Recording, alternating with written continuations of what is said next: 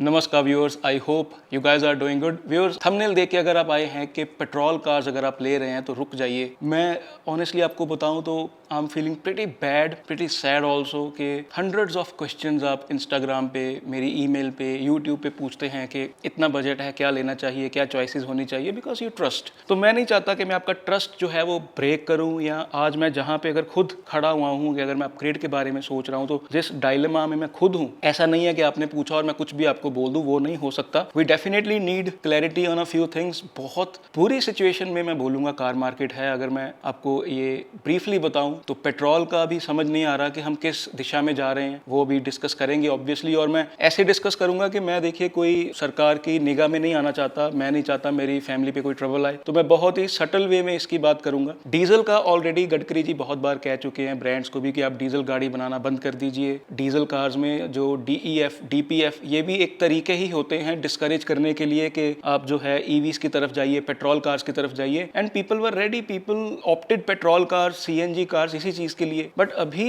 It is very important to understand कि सरकार जो E20 को स्टैंडर्डाइज्ड कर रही है फ्यूल को, उसके पहले सरकार का पक्ष अगर हम देखें तो सरकार कह रही है कि हमने अपने इंपोर्ट्स कम करने हैं, फार्मर्स की हेल्प करनी है। और जो E20 जब हम मिलाते हैं पेट्रोल में तो एमिशन नॉर्म्स पे भी जो है वो फर्क पड़ता है, कम एमिशंस होते हैं। मैं तीनों बातें सरकार की मानने के लिए तैयार हूं, मुझे कोई मसला नहीं है। You are doing a good job, आपने स्टेक होल्डर्स से बात करके ही ये चीजें की होंगी, वी आर परफेक्टली ओके। आप अगर 2025 में कोई कार ले रहे हो petrol car, there are almost 100% chances कि आप E20 कंप्लाइंट कार ही ले रहे हो, चाहे वो वॉक्सवैगन स्कोडा की है, चाहे मारुति, चाहे हुंडई, चाहे महिंद्रा, चाहे टाटा, कोई भी गाड़ी आप ले रहे हो E20 कंप्लाइंट है। अगर गवर्नमेंट ने E20 फ्यूल जिसमें 20% एथेनॉल की मात्रा है उसको अगर स्टैंडर्डाइज्ड कर दिया है तो बेसिकली आपकी कार कंप्लायंट है and instant worry should not be there. But दो चीजें मैं वीडियो में कवर करना चाहूंगा कि प्रॉब्लम है क्या, प्रॉब्लम किसको है। मैं आपको बताता हूं प्रॉब्लम जिनके पास E10 कार्स हैं, पुरानी कार्स, जैसे मेरे पास 3 कार्स अपनी पर्सनल जो है वो तीनों E10 है, उनको प्रॉब्लम है। E20 वालों को क्या प्रॉब्लम हो सकती है। Last but not the least, diesel और EV की तरफ अगर आप जा रहे हो तो आपको चिंता होनी चाहिए कि नहीं होनी चाहिए। तो देखिए, शुरुआत मैं करना चाहूंगा सबसे पहले कि E10 वालों को क्यों चिंता होनी चाहिए। देखिए, till yesterday I was worried कि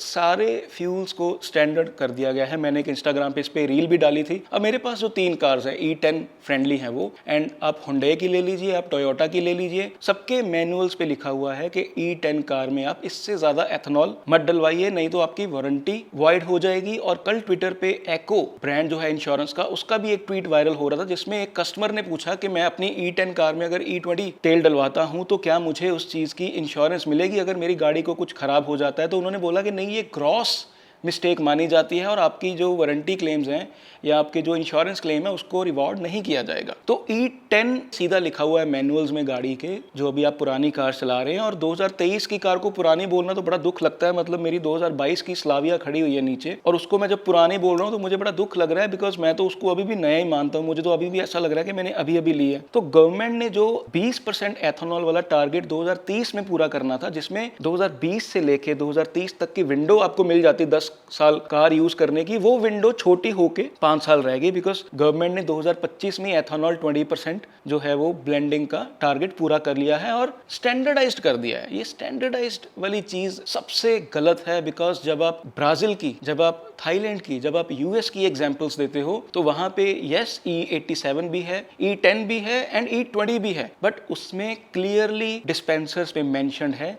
कि E10, E20, E87, जो कि यहाँ पे नहीं है। यहाँ पे पहले E20 के डिस्पेंसर्स पे लिखा रहता था, अभी वो गायब हो गया है। एंड इनफैक्ट जियो के पेट्रोल पंप्स पे सीधा लिखा हुआ है कि आप पूछ लीजिए कि आपकी कार क्या E20 कंप्लायंट है कि नहीं। और जब आप पूछेंगे और उनसे पूछेंगे कि हाँ जी E20 कंप्लायंट नहीं है हमारी कार, तो फिर कौन सा तेल डलवाए, वो बोलेंगे हमें नहीं पता, बिकॉज एवरीथिंग इज स्टैंडर्डाइज्ड। तो हम सरकार से सिर्फ ये कह रहे हैं कि जो ये आप फेज आउट कर रहे हैं पुराने व्हीकल्स को, ये ग्रेजुअल होनी चाहिए चीज। 10 साल की window was perfect. And E10 पे मैंने 2020 का एक आर्टिकल निकाला है, मैं आपके साथ लिंक भी जो है वो शेयर कर दूंगा। ये वाला है कि SIAM proposed enhanced alternative fuels for vehicles in India to lower pollution. ये 5 साल पुराना आर्टिकल है जिसमें सीएम ने गवर्नमेंट को ये बोला था कि अलग डिस्पेंसर E10 का होना चाहिए। उनकी ये रिकमेंडेशन थी जो गवर्नमेंट ने अभी इंप्लीमेंट नहीं की। तो जो अभी भी गडकरी जी या पुरी जी ये चीज कह रहे हैं कि इन कार्स में दिक्कत नहीं आएगी, तो मैं ये आपसे पूछना चाहता हूं कि फिर सीधा सीधा आप इंश्योरेंस कंपनीज को भी बोल दीजिए कि कोई भी पार्ट अगर आपका गाड़ी का खराब होता है तो यू शुड बी कवर्ड, अगर वो गाड़ी BS4 है या BS6 है 2023 से पहले वाली। एंड इंश्योरेंस कंपनीज का हो गया वारंटी, सीधा सीधा ब्रांड्स बोल रहे हैं कि वारंटी आपकी चली जाएगी, तो आप सीधा एक नई नोटिफिकेशन निकालिए। कोई भी ब्रांड अगर BS6 कार को या E10 फ्रेंडली कार को वारंटी देने से मना कर रहा है, किसी ने एक्सटेंडेड वारंटी सपोज कीजिए ली हुई है 6-7 साल की, होंडा जैसे ब्रांड की 10 साल की, हालांकि होंडा की कार्स E20 ही है सारी 2009 से, तो उनका क्या? मेरी 3 बार या 4 बार इनफैक्ट पोलो में पिछले 2 साल में प्रॉब्लम आ चुकी है, और मेरी ये गलती ये है कि मैंने अपने भाई को नहीं बताया कि इसमें रिलीजियसली तू XP95 ही डलवाना। उसने गलती से कई बार जियो में भी डलवाया है, हो सकता है उसने जो स्पेसिफिक E20 फ्यूल जब रहते थे एक आधा साल पहले भी हो सकता है उसने वो भी डलवा लिया हो। और मेरे एक बार इंजेक्टर जो है एक चेंज हुआ है, एंड हर बार जो है बहुत महंगे इसके स्पार्क प्लग्स तो हर बार चेंज होते हैं, और ये चीज़ मैंने ट्विटर पे तब शेयर की जब E20 की कोई चर्चा भी नहीं कर रहा था। तो देखिए, सिर्फ मैं ऑनेस्टली बताऊंगा, सिर्फ इसी कार में दिक्कत आई है। फ्यूल एफिशिएंसी का मैंने नोटिस नहीं किया कि ड्रॉप होती है कि नहीं, बिकॉज मैं ये सोच लेता हूँ कि मैं शहर में चला रहा हूँ, मेरी कारें 11-12 फ्यूल एफिशिएंसी दे रही हैं, T-Roc और स्लाविया। अगर प्रॉब्लम नहीं आ रही मैकेनिकली तो मैं फ्यूल एफिशिएंसी को लेके इसमें शोर नहीं मचा रहा, बिकॉज मैंने पर्सनली ये चीज़ नोटिस नहीं की। But there is lot of data, and अगर आप साइंटिफिकली भी देखें तो इसमें जो मेगा जूल्स की जो वैल्यू रहती है एथेनॉल में, तो वो जो 20% चली जाएगी तो उसमें वो 25 के आसपास है मेगा जूल्स पर किलोग्राम, और जो पेट्रोल में रहती है वो आई बिलीव प्रॉपर पेट्रोल में 44 के आसपास होती है। तो डेफिनेटली एक एनर्जी तो देखिए इसमें 30% कम है ही। तो मैं तो देखिए जितने भी आपने मेरी वीडियोस देखी होंगी, मैं सीधा आपको कहता था कि अगर आप टर्बो कार ले रहे हैं तो XP95 डलवाइए। उसका रीजन क्या था कि उसमें 12% एथेनॉल थी, जो मैंने टीम BSP पे पढ़ा, और थैंकफुली ये कल कंफर्म भी किया गया है इंडियन ऑयल के द्वारा कि 10 से लेके 18% के बीच बीच वो वेरी करती है। अब 2 ट्वीट्स हैं इनके, एक बार इन्होंने पहले बोला कि 10 से लेके 18% तक वेरी करती है, एक ट्वीट है जिसमें लिखा हुआ है कि 10 से 12% लेके वेरी करती है। तो still I believe it's a middle solution कि we should stick with XP95 या पावर 95 अगर आपकी कार्स पुरानी है। बट व्यूअर्स, मैं इधर अपने आप को करेक्ट करना चाहूंगा, बिकॉज RTI के माध्यम से जब किसी से पूछा गया कि XP95 में कितना ऑक्टेन है, तो इंडियन ऑयल ने रिप्लाई किया कि XP95 में भी 20% एथेनॉल है, just like there regular fuel. तो अगर आप 6-7 रुपए ज्यादा ये सोच के खर्च रहे हैं कि आपको 12% एथेनॉल मिलेगा, नहीं, इसमें भी 20% एथेनॉल है, जिसका मतलब कि सोशल मीडिया पे जो X पे इंडियन ऑयल ने रिप्लाई किया था वो झूठ है। RTI में इंफॉर्मेशन अलग बताई जा रही है और सोशल मीडिया पे अलग। और कोशिश कीजिए कि 20% टैंक को फुल हमेशा आप रखें। ये एक ट्रिक मैं अपना के देख रहा हूँ अपनी Volkswagen पोलो में, और अभी तक दिक्कत नहीं आई, उसके बाद दिक्कत रिपीट नहीं हुई, और आई बिलीव 4-5 महीने जो है वो निकल गए हैं। अब देखिए मेरे पास स्कूटर भी है जुपिटर, मेरा भाई चलाता है कभी कभी, वो भी बंद होना शुरू हो गया है। मैं अभी मुझे याद है मैंने इतनी महंगी इसकी सर्विस करवाई थी, वो भी होता है कि हम जा रहे हैं बंद हो जाता है तो किक मारते हैं तब स्टार्ट होता है, बिकॉज स्कूटर मैंने लिया था 2015-16 के आसपास, जिसका मतलब कि ऑब्वियसली वो E20 फ्रेंडली तो नहीं है। तो देखिए जो बड़ा मुद्दा ये है, आप बेचिए E20 fuel, no worries at all. अभी मैं दूसरे क्वेश्चन पे आ रहा हूँ कि E20 वालों को क्या वरी जो है वो होनी चाहिए। पहला तो डिस्पेंसर्स जो E10 के हैं वो सेपरेट होने चाहिए। E5 की no worries, because mostly E10 cars जो हैं वो हैं पुरानी, तो E10 का अगर मिल जाएगा तो that will still solve the problem. E20 cars अगर आप चला रहे हो तो दिक्कत ये है कि अभी E20 कंप्लायंट कार्स हैं, आपके मैनुअल पे लिखा होगा कि E20 कंप्लायंट कार है। आप 2025 में गए, मैं लेने गया Audi Q3, मैंने देखा E20 कंप्लायंट है, गाड़ी ले ली, 50 लाख 60 लाख ऐसे लगा दिए। E27 का सरकार ने शूशा छोड़ा, थोड़ी सी बात की और वो काफ़ी बैकलैश उनको फेस करना पड़ा। अब बात E27 की है ही नहीं है, इधर बात ये है कि गवर्नमेंट को क्लियरली लोगों को बताना चाहिए कि एथेनॉल ब्लेंडिंग का जो प्रोसेस आपका रहने वाला है इंक्रीज करने का, वो आप हमें 2040 तक का ब्लूप्रिंट दीजिए, ताकि हम अपना डिसीजन उस तरीके से ले सकें। मैं आज सपोज कीजिए E20 कार लेके आ जाता हूँ, अगले साल गवर्नमेंट कहती है कि हम 2027 में E27 कर देंगे, तो मैं फिर भी वही प्रॉब्लम आएगी मुझे, ना मुझे वारंटी का कुछ पता, ना मुझे इंश्योरेंस का कुछ पता, ना मुझे मेरे जो इंजेक्टर्स हैं उसकी कीमत का कुछ पता कि कोई प्रॉब्लम आएगी तो कितने पैसे मुझे बाहर जो है वो खर्चने होंगे। तो ये चीज़ों का जवाब जो है ना, आज भी अगर आप E20 कार लेने की सोच रहे हो तो ये कोई इतना आसान डिसीजन नहीं है। ब्रांड्स पे अगर आप ट्रस्ट करके ले लोगे, उनका तो देखिए माल बिक जाएगा। कल को अगर आपकी कार को दिक्कत आएगी तो वो सीधा मैनुअल में दिखाएंगे, ये देखिए। तो फिर फिर आप उसका मतलब क्या है कि लीगली उस चीज को चैलेंज नहीं कर सकते। आप अगर E27 पेट्रोल डलवा लेंगे और आपकी कार E20 है, अगर गाड़ी के मैनुअल पे लिखा हुआ है कि नहीं डलवाना था, तो आप उसको टेक्निकली चैलेंज कोर्ट में नहीं कर सकते। आपका वो नहीं स्टैंड जो है वो वहां पे आप ले पाएंगे इस चीज को लेके। हम फंस गए हैं एक बहुत बुरी लूप में, बिकॉज हमें कोई आइडिया नहीं है कि क्या हो जाएगा। E27 आ जाएगा, E35 आ जाएगा, हमें पता ही नहीं है कुछ। तो मैं कैसे आपको गाड़ी जो है वो रेकमेंड कर दूं। अब देखिए,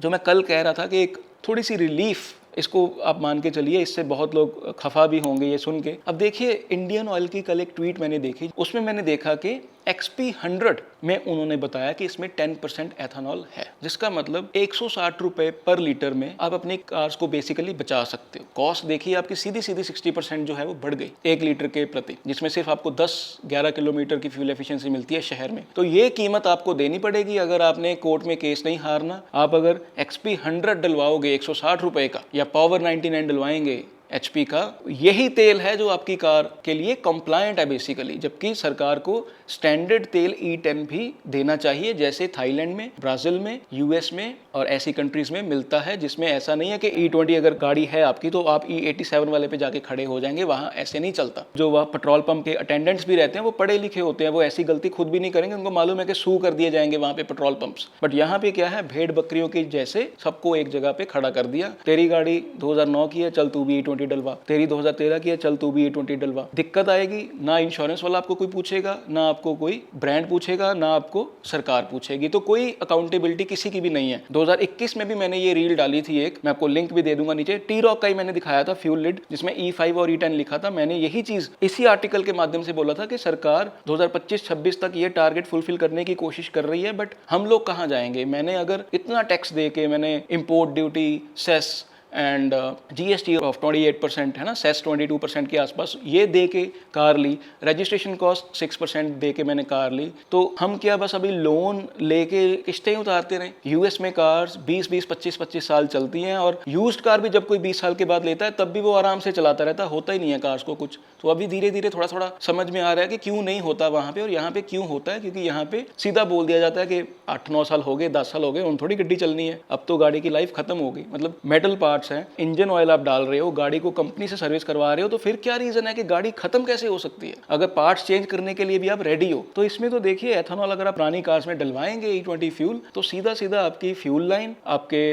जो कंबशन चैम्बर है वो, एंड इसके अलावा इंजेक्टर्स, स्पार्क प्लग्स की दिक्कत तो हम देख ही चुके हैं। तो E10 वालों को भी टेंशन है, पुरानी कार्स वालों को भी, जिनकी 2023 से पहले हैं गाड़ियां। E20 वालों को भी ये टेंशन है कि अगर आप आज गाड़ी लोगे तो हमें पता ही नहीं है कि E27, E35 कब आ जाएगा। Last but not the least, अगर आप डीजल एंड EV कार लेने की सोच रहे थे तो आपको टेंशन होनी चाहिए कि नहीं होनी चाहिए। देखिए, डीजल में भी ये बात चल रही है कि 10% ये आइसोब्यूटेनॉल समथिंग करके, if I am not wrong, ऐसा कुछ है जो मिलाने की सोच रहे हैं। बट मैंने शूमी जी जो हैं मोटर इंक, उनका मैं सुन रहा था एक पॉडकास्ट, उसमें बड़ी अच्छी चीज़ उन्होंने बोली थी कि कमर्शियल व्हीकल्स में डीजल डलता है, तो डीजल के साथ इतना आसान नहीं है पंगा लेना, क्योंकि सारा इंडिया कमर्शियली उस पर डिपेंडेंट है, ट्रक्स पे जो आते जाते हैं अलग अलग स्टेट्स में। तो डीजल अगर आप DPF और DEF, जो एड ब्लू, मैंने कल भी एक आर्टिकल डाला था जिसमें 70-80% लोग खुश हैं, डीजल कार जो चला रहे हैं सभी खुश हैं। जो शहर में गाड़ी चलाते हैं उनकी DPF क्लॉग हो जाते हैं, वो भी टेंशन देखिए है इन कार्स के साथ। बट ऐसा तो नहीं है कि आप डीजल ही गलत डलवा रहे हो।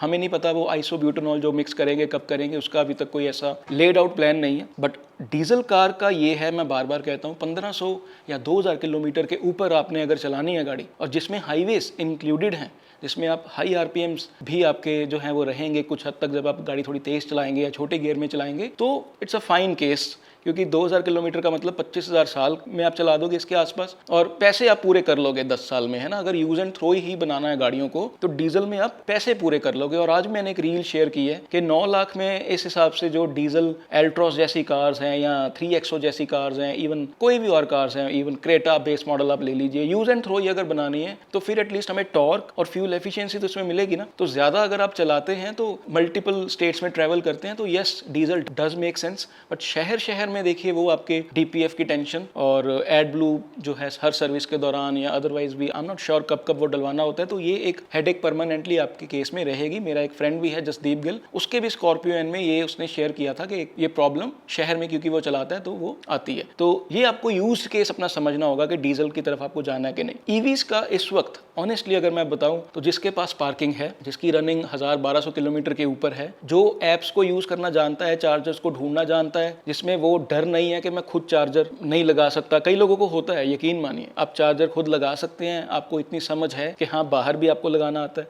घर पे भी आप लगा सकते हो। तो अभी कम से कम जब आपको पहली बैटरी दी जाएगी विद वारंटी तो उस टाइम के दौरान तो कोई टेंशन नहीं है। बट अगर अथॉरिटीज ये चाहती हैं कि कार्स को यूज एंड थ्रो बना दिया जाए तो ईवीज का एक साइकिल पूरा होने दीजिए, 8-10 साल होने दीजिए, वी विल सी कि उनको बैटरीज रिप्लेस करने का मौका दिया जाता है कि कोई बहाना लगा के ये बोल दिया जाएगा कि नहीं आपको भी नई गाड़ी लेनी पड़ेगी, बिकॉज जो बैटरीज के सेल हम डाल रहे हैं, जो फलानी फलानी केमिस्ट्री है वो अभी इंडिया में नहीं चलेगी, उसमें जी बहुत पर्यावरण को नुकसान होता है। तो उस टाइम क्या बहाना होगा या उस टाइम करने देंगे नहीं करने देंगे, मुझे इसका कोई आइडिया नहीं है। बिकॉज कार सेल्स एक जो है वो कैश काउ है गवर्नमेंट के लिए। 28% GST, ईवीज में 5% है, उसके बाद अंडर 4 मीटर में कम सेस लगती है, अबव 4 मीटर में ज्यादा सेस लगती है, उसके बाद registration cost, insurance and then the cycle of service cost, battery, auxiliary battery, tyres, है ना, सर्विस सेंटर की जो कमाई है वो, उसमें भी टैक्स सरकार को जाता है। तो ये एक साइकिल है देखिए, और ये साइकिल सरकार चाहेगी कि चलता रहे। सरकार नहीं चाहेगी कि पेट्रोल कार्स भी लेने लोग बंद कर दें। आई एम श्योर कि इस पे चर्चा चल रही होगी, कुछ ना कुछ बीच का रास्ता निकाला जाएगा। तो ये चीजें हैं व्यूअर्स। तो मुझे देखिए, मैंने कितने दिन हो गए कोई मैंने वो वीडियो नहीं डाली कि इतना बजट है, ये कार लेनी चाहिए, वो कार लेनी चाहिए। तो यही रीजन था, मैं इतने दिन से बना ही नहीं रहा था कुछ ऐसी रील्स, क्योंकि मुझे खुद नहीं समझ में आ रहा कि आज की डेट में क्या करना चाहिए। एक चीज मैं जरूर बोलूंगा, सस्ती कार ले लेनी चाहिए शहर के लिए, जब तक अगर सरकार इसको सॉर्ट आउट नहीं करेगी। और मैंने ये लिस्ट भी बनाई थी कि स्विफ्ट जैसी कार, डिजायर, नेक्सॉन के शुरू वाले मॉडल्स, एल्ट्रॉस हो गई, CNG, तो ये ठीक है, आपने बहुत ज्यादा पैसे नहीं खर्चने। तो मोबाइल भी जैसे है, हम कुछ पैसे देखिए लगाते हैं 6 फिगर्स में, तो चलता तो ये 3-4 साल, या मेरा फोन 4थे साल में है, आई एम श्योर कि ये अभी 3-4 महीने में जवाब दे जाएगा, तो मुझे और पैसे खर्चने होंगे। तो शायद उस तरफ ही जो है कार मार्केट भी जो है वो जा रही है। एंड आई होप गवर्नमेंट इसको फिक्स करेगी, लोगों की फरियाद सुनेगी। आपके भी जो क्वेश्चन आप नीचे बताइए, आई एम श्योर जो स्टेक होल्डर्स हैं या जो अथॉरिटीज हैं उन तक ये मैसेजेस जाएंगे। एक बार जब आप मना करना शुरू कर देंगे सेल्समैन को कि नहीं हम कार नहीं ले रहे बिकॉज हमें क्लैरिटी नहीं है, तो डेफिनेटली जो आप चाहते हैं वो होगा, यकीन मानिए, because customer eventually is the king. कोई भी नहीं चाहता किसी की भी दुकान जो है वो बंद हो। Keep supporting, keep loving, visit वॉल्वक्लब.com। Thank you.